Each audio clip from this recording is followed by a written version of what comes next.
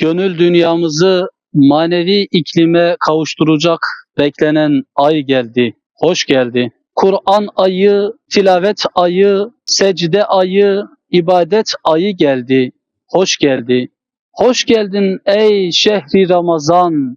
Hoş geldin ey şehri gufran. Hoş geldin ey şehri Kur'an.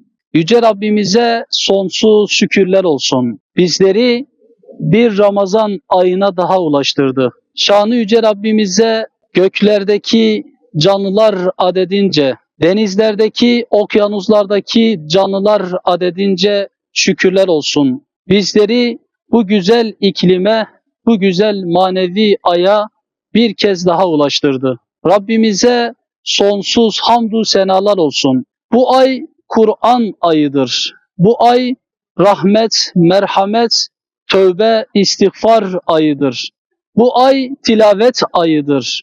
Bu ay oruç ayıdır. Dayanışmanın, yardımlaşmanın en güzel şekilde yerine getirdiği kutlu ve mübarek bir aydır bu ay. Bu ay vesilesiyle bizler bir kez daha hayatımızı gözden geçireceğiz. Müslümanların içinde bulunduğu durumlardan kurtulmaları için ellerimizi Rabbimize açacağız. Başta mazlum belde Gazze olmak üzere yeryüzündeki bütün coğrafyalarda zulme ve haksızlıklara uğrayan kardeşlerimiz için dualar edeceğiz. Bu duygu ve düşüncelerle mübarek Ramazan ayına girmiş bulunmamızdan ötürü tüm hemşehrilerimizin ayını tebrik ediyorum.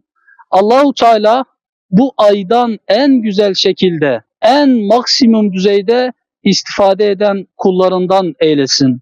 Allah'ın selamı, rahmeti, bereket ve mağfireti üzerinize olsun.